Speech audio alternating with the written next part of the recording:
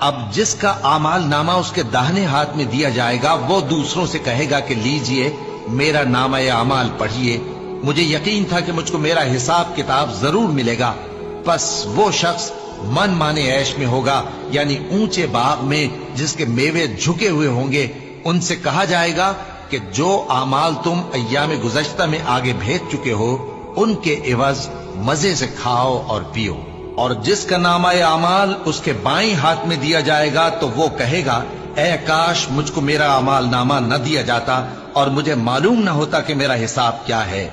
اے کاش موت میرا کام تمام کر چکی ہوتی، آج میرا مال میرے کچھ بھی کام نہ آیا، مجھ سے میرا اقتدار جاتا رہا۔